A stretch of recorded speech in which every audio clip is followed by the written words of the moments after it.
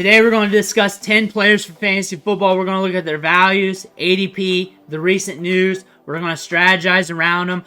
There's something different with every player I want to talk about today, and we do this every day. We cover 10, 15, 22 players, whatever the list is, whatever the theme is for that day, but we try to do a quick run through, so if you don't have time to really watch one of the bigger videos, you can just run through one of these real quick, or a few of these, and get a quick snapshot on some of these players.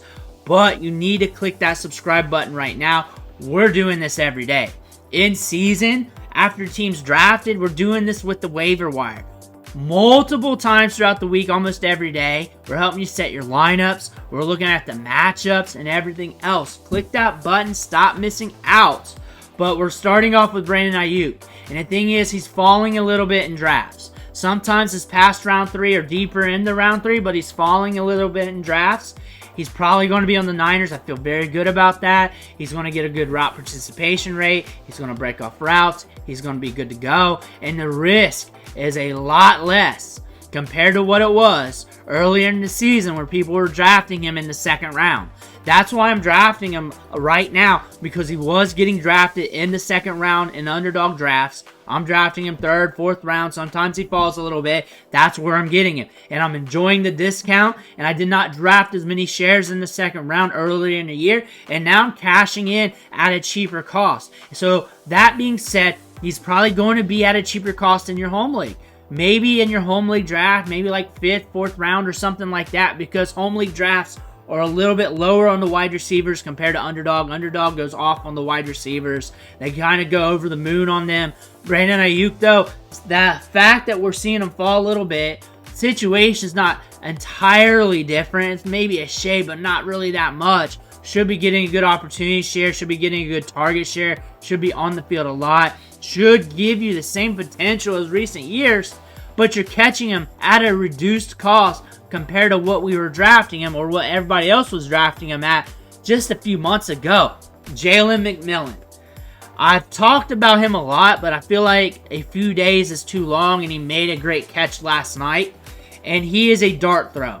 The thing is, back into drafts, in basic fantasy redraft leagues, I'm not drafting many wide receivers. I'm going running back a lot. Double-digit rounds, it's running back, running back, running back, running back.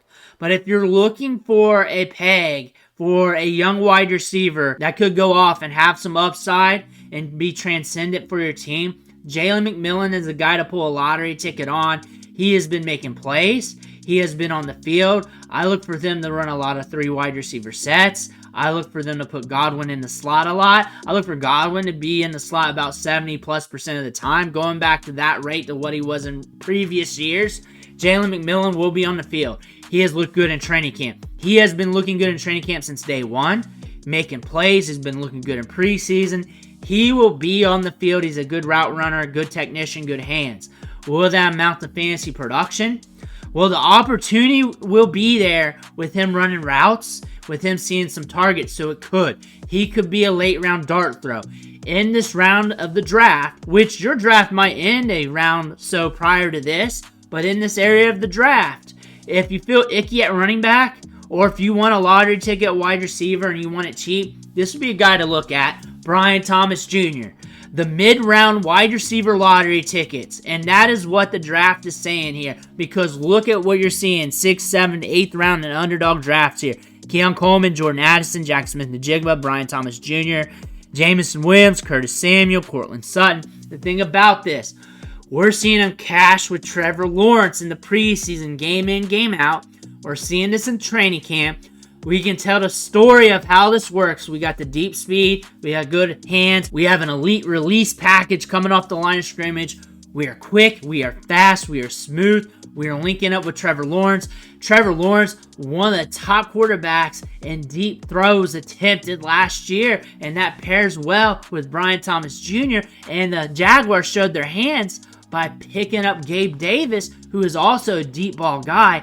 So they want to push the ball downfield. We're seeing that in preseason. We're seeing that in training camp. And as a lottery ticket, and this is lottery ticket alley for the wide receivers, So if you do not want a lottery ticket in the middle rounds, here is where you're going to pivot the running back. So I like him as one of my favorite lottery tickets in this range. Him, Rome Odunze, Xavier Worthy. But when we're looking at lottery ticket alley here for the wide receivers, Brian Thomas Jr. is one of my favorite in this spot. I am diversifying to him. Kenneth Walker, the news is they're saying he's going to get a lot of workload. He is very talented. He's got 4.3 speed. He's got a lot of pop. I look for them to use the running back. Zach Charbonnet was stiff the other day in practice, wasn't practicing. Kenneth Walker is the guy, really, is the guy. And Zach Charbonnet is going to be getting some work here and there.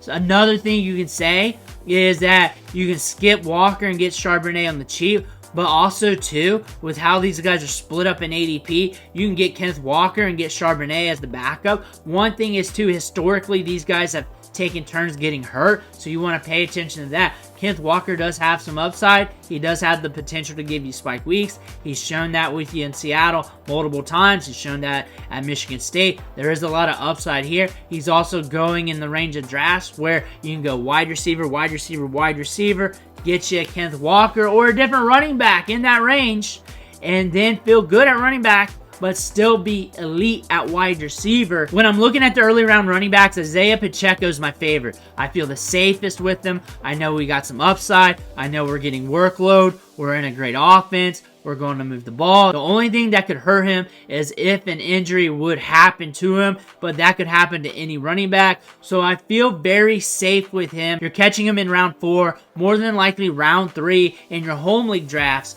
but I like him a lot. You could go wide receiver, be elite there, be capped off good at the wide receiver position, get you Pacheco, probably catch 6 RB1 weeks on the season with a steady tread line, with not many down games, him being the guy for the Chiefs, getting a lot of workload and touches, and now you're good at the running back position while being elite at the wide receiver spot, and you can wait a few rounds after that and then cash in on those RB2s in the middle rounds in that dead zone that they call it. But Isiah Pacheco's got a lot of upside. I like that because the strategy around him, you can be elite at wide receiver and still get good opportunity share at running back.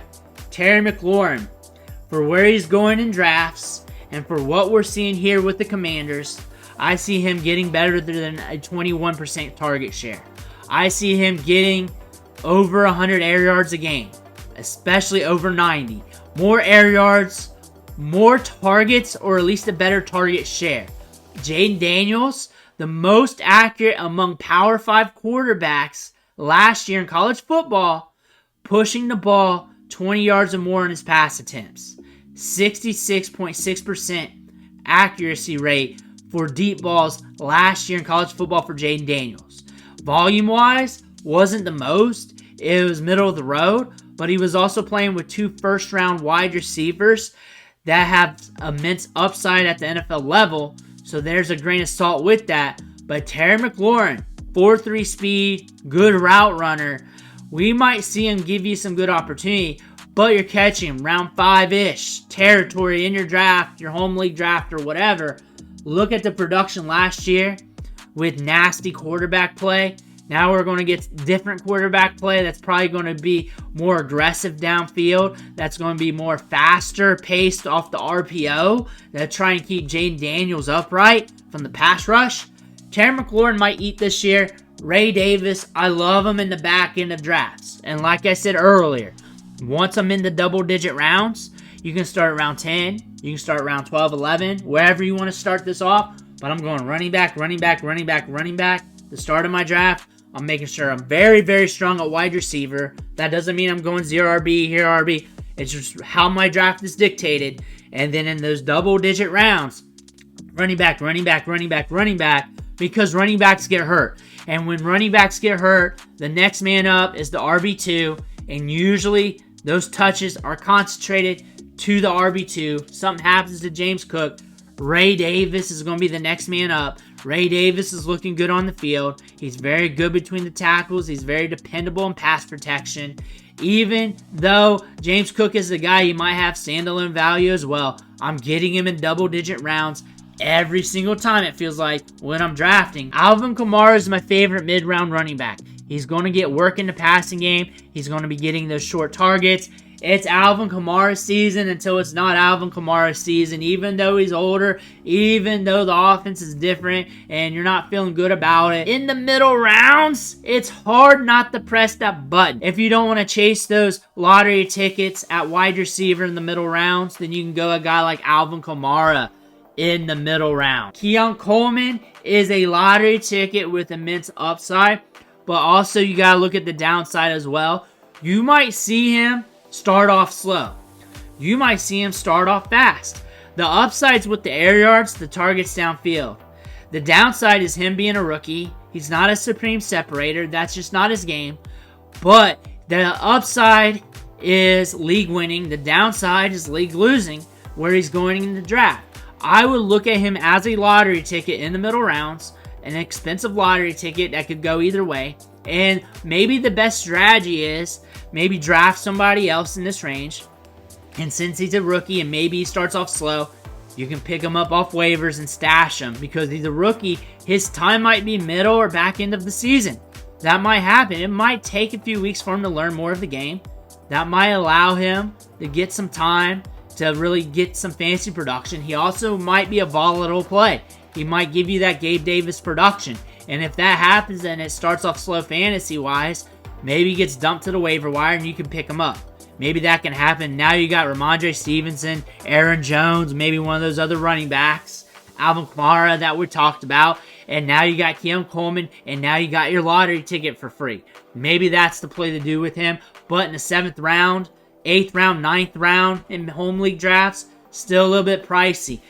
If there's ick at running back and there's not a better lottery ticket wide receiver that you like in that spot, go Keaon Coleman, see what happens. Chuba Hubbard is a fun late round running back you can catch with one of your last picks. He's going to get the workload if Jonathan Brooks is on the pup or on injured or reserve to start the season, and you're going to catch production like this down there. And you're going to catch that at round 14 price tag. You don't have to pick it up off waivers. You can draft them with one of your last spots. If Jonathan Brooks is on injured reserve to start the season, if he's going to miss a lot of time starting the season, Chuba Hubbard's going to get workload. He's going to get opportunity share. You're going to get numbers like that down there. Those are the players we're looking at today. Let me know who you're trying to get in your drafts right now. I want to hear about it. Hit that subscribe button. Stop missing out on one thing. For watching. Catch you on the next video.